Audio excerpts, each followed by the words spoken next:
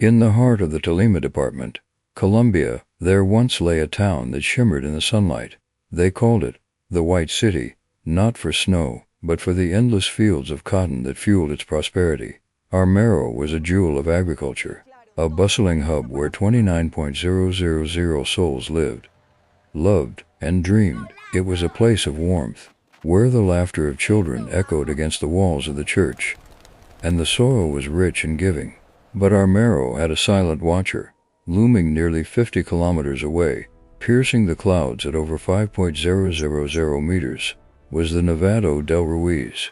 To the locals, it was the Sleeping Lion, a majestic, snow-capped peak that had been quiet for 140 years. They admired its beauty, frantically unaware that the ice crowning its summit was not a decoration, but a weapon waiting to be drawn. By late 1984, the Sleeping Lion began to stir. Farmers noticed the smell of sulfur drifting on the wind. Birds, sensing vibrations too subtle for human feet, abandoned their nests. Geologists arrived, armed with seismographs, and saw the terrifying truth sketched in ink. The mountain was waking up. A hazard map was drawn, a map that predicted, with chilling accuracy, exactly what would happen. It showed Armero sitting directly in the path of destruction. But in 1985, Colombia was a country distracted. Guerrilla warfare and political instability consumed the headlines. The warnings of scientists were drowned out by the noise of human conflict. The mayor and the local priest, desperate to maintain order and prevent economic collapse, told the people, "Do not panic. God is with us. Cover your noses, but stay in your homes." It was a fatal prescription for calm in the face of an apocalypse. November 13th, 1985, a Wednesday. The day began normally, but by afternoon, the sky turned a bruised purple. Then, it began to rain, not water, but ash. It fell softly at first, like gray snow, covering the lush green cotton fields in a ghostly shroud. This was the final warning. The Red Cross urged evacuation, but the orders from the top remained conflicting.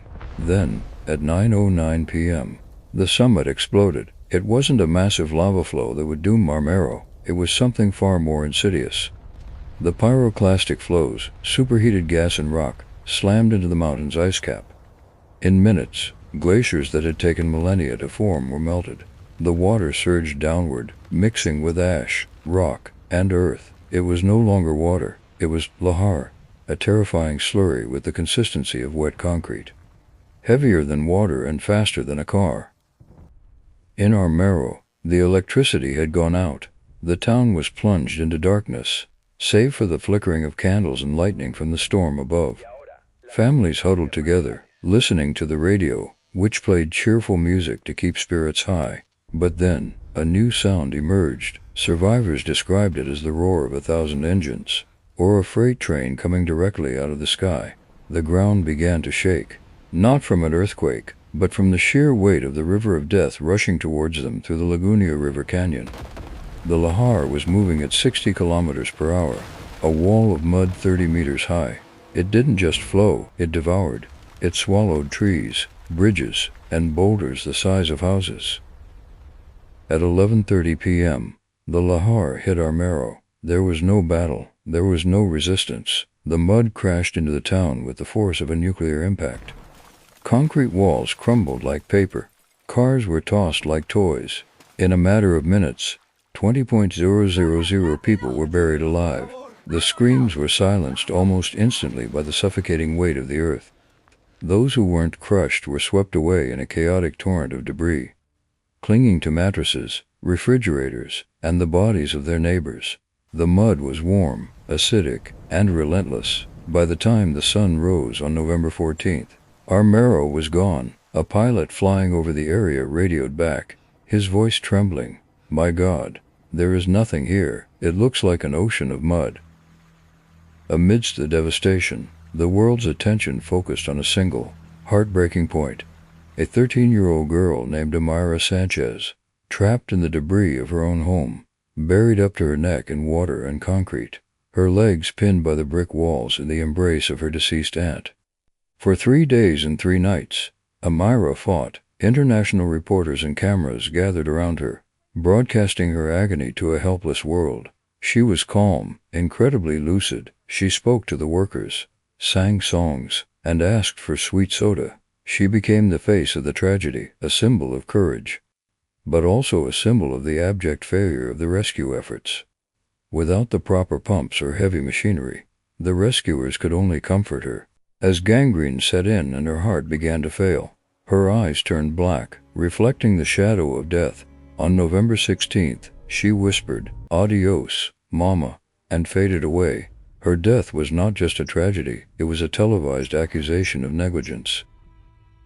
Today, Armero is a holy ground, a necropolis where nature has reclaimed the ruins. Where the town square once stood, trees now grow, their roots intertwining with the foundations of lost homes. Survivors, scattered across Colombia, return once a year to paint stones white, ghostly markers for the streets that no longer exist. One tombstone reads simply, "Here lies my love, and half of my soul." The tragedy of Armero was not an act of God, it was a cascade of human error. The volcano gave warnings, the scientists gave maps, but the silence of authority was louder than the roar of the mountain. Armero remains a scar on the conscience of a nation, a haunting reminder that when nature speaks, we must listen or forfeit everything to the earth. The wind still blows through the valley of the Lagunia River. It carries the scent of vegetation, but underneath, there is the faint, metallic smell of old mud. Armero is gone, but it is not silent. It speaks in the data of every modern volcanology center. It speaks in the disaster preparedness drills of every mountain town. The voices of 23.300 people were silenced in one night, so that millions in the future might live. They are the guardians of the hazard maps, the eternal watchers of the sleeping lion.